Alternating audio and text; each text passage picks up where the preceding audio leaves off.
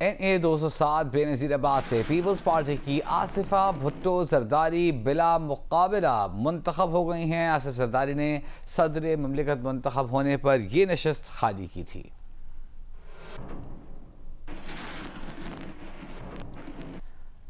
वज़ीर आज़म ने सरकारी तकरीबात में सुर्ख कालीनों के इस्तेमाल पर इजहार बरहमी किया है। वज़ीर आज़म ने तमाम सरकारी तकरीबात में प्रोटोकॉल के लिए सुर्ख कालीन पर पाबंदी आयद कर दी है। नोटिफिकेशन में कहा गया है कि सिर्फ सिफारती तकरीबात में प्रोटोकॉल के लिए सुर्ख कालीन इस्तेमाल किया जाए।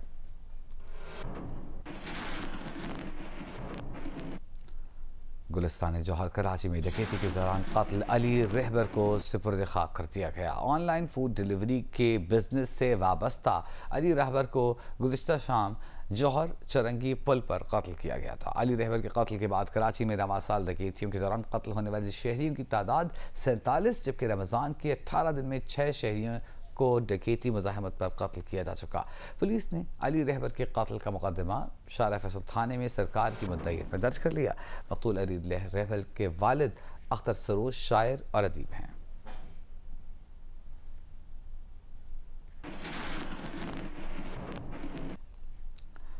आपको बताएं कि पार्लियामेंट हाउस और लॉजेस में भी पीने का पानी सेहत के लिए नुकसानदेह होने का इंकशाफ हुआ है। PCRWR की रिपोर्ट के जानिब से लिए गए पानी के सैंपल्स में 10 नमूनों में से सिर्फ एक सैंपल का पानी पीने के काबिल पाया गया।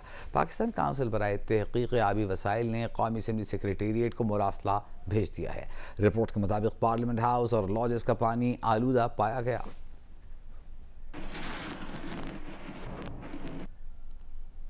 शाहीन शाह अफरीदी को कप्तानी से हटाकर एक बार फिर बाबर आजम को कप्तान बनाने का फैसला कर लिया गया है। PCB की नई इंतजामिया ने कप्तान बदलने का फैसला कर लिया। जराये का कहना है कि बाबर आजम को कप्तानी देने और शाहीन शाह अफरीदी को हटाने का फैसला हो गया है। बाबर आजम को न्यूजीलैंड के खिलाफ 5 T20 मैचेस की क़यादत दी जाएगी और वो काकुल के ट्रेनिंग कैंप में बतौर कप्तान ही शिरकत करेंगे। दूसरी तरफ शाहीन शाह अफरीदी बोर्ड के फैसले को देखते हुए खुद क़यादत छोड़ने का सोच रहे हैं, लेकिन उनके करीबी जराये उन्हें क़यादत न छोड़ने का मशवरा दे रहे हैं। अमरीकी सदर जो बाइडन ने वज़ीर आज़म शहबाज शरीफ को ख़त लिखा है, जिसमें अमरीकी सदर ने पाकिस्तान की नई हुकूमत के लिए नेक तमन्नाओं का इजहार किया। अमरीकी सदर ने अपने ख़त में कहा कि दोनों ममालिक के दरमियान शराकतदारी दुनिया और हमारे अवाम की सलामती में नहायत अहम है। दुनिया और खत्ते को दरपेश अहम तरीन चैलेंजेस में अमरीका पाकिस्तान के साथ खड़ा रहेगा। अमरीकी सदर ने अपने ख़त में मज़ीद कहा कि दोनों अक़वाम के दरमियान उस्तवार मजबूत पार्टनरशिप को तक़वियत देंगे और दोनों मुल्कों के अवाम के करीबी रिश्ते मज़ीद मजबूत बनाएंगे। वज़ीर आज़म शहबाज शरीफ के मनसब संभालने के बाद अमरीकी सदर का ये पहला राबिता है।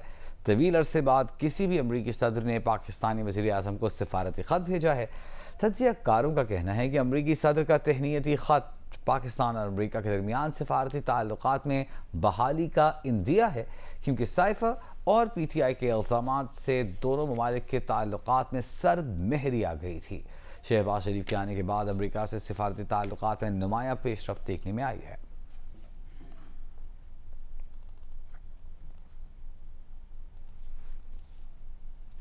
वज़ीर ख़ज़ाना औरंगज़ेब ने कहा है कि उनकी कोशिश है कि नए IMF प्रोग्राम पर बातचीत जून के आखिर या जुलाई के शुरू तक मुकम्मल कर ली जाए। पाकिस्तान स्टॉक एक्सचेंज कराची में सहाफ़ियों से गुफ्तगू करते हुए वज़ीर ख़ज़ाना ने बताया कि ये कहना क़ब्ल अज़ वक्त होगा कि IMF प्रोग्राम का हजम कितना होगा, मगर पाकिस्तान को कम अज़ कम 3 साल के लिए IMF प्रोग्राम की ज़रूरत है। ये तो जो स्प्रिंग मीटिंग्स के लिए जा रहे हैं ना, जो वाशिंगटन में होती हैं, तो वहाँ IMF से मुलाकात होगी, वर्ल्ड बैंक से मुलाकात होगी और इदारों से मुलाकात होगी, लेकिन उसमें हम अपनी जो रिक्वेस्ट है कि we go into the EFF programme, उसको और फर्दर फॉर्मलाइज करेंगे और उसके थोड़े से खदोखाल कोशिश करेंगे डिस्कस करने की, लेकिन those discussions will go into end April into May. हमारा उम्मीद कर सकते हैं, क्योंकि अभी कोई ऐसी उनके साथ कोई फाइनल ना डिस्कशन हुई है ना एग्रीमेंट हुई है, लेकिन हमारी ख्वाहिश है कि by the time that we wrap up this fiscal year, so end June early July तक कम अज़ कम स्टाफ लेवल एग्रीमेंट तक हम पहुंच जाए। तो ये हमारी ख्वाहिश है। प्रोग्राम का साइज आपने कितना अप्रोच करेंगे? प्रोग्राम का साइज होगा हमें कम से कम 3 साल का प्रोग्राम चाहिए, ताकि हम ईयर 1 में जो हमने काम शुरू कर दिया है, ये नहीं करने जा रहे हैं, शुरू कर दिया है, that is the important part, right. हमने कोई वेट नहीं कर रहे किसी चीज़ का, ना ही वो IMF की कि ये जो कह रहे हैं जी कंडीशंस आएंगी और फला, ये मुल्क के लिए ठीक चीज़ें हैं ना, तो क्यों रुके हम? तो उसको ऑलरेडी हमने उसको एग्जीक्यूशन में हम ले गए हैं। तो लेकिन उसका जो साइज ऑफ द प्रोग्राम है वो it's too premature to talk about. मुश्तरका मफादात काउंसिल में वज़ीर ख़ारजा इसहाक़ डार की एंट्री हुई है, जबकि वज़ीर ख़जाना मोहम्मद औरंगज़ेब को आउट कर दिया गया है। सदर मुमलिकत ने वज़ीर आज़म की सिफारिश पर मुश्तरका मफादात काउंसिल की तश्कील नौ कर दी है। तारीख़ में पहली बार वज़ीर ख़ारजा मुश्तरका मफादात काउंसिल में शामिल हुए हैं।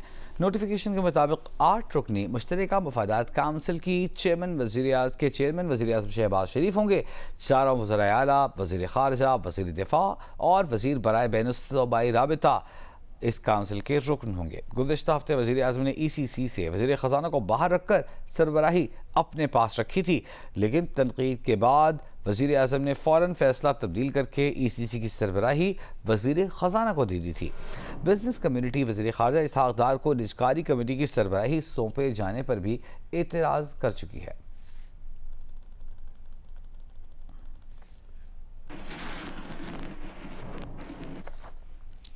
और अब बात करेंगे जजों के ख़त के मामले की। तो PTI की कोर कमेटी ने इस्लामाबाद हाई कोर्ट के जजों के ख़त का मामला पार्लियामान में उठाने का फैसला कर लिया है। कोर कमेटी के इजलास के बाद तर्जुमान PTI रऊफ हासन ने कहा कि हाजिर सर्विस जजेस को जुडिशल कमीशन का हिस्सा बनाया जाए। तहरीक इंसाफ ने पीर से रोज़ाना की बुनियाद पर मुल्क भर में एहतजाज का फैसला किया।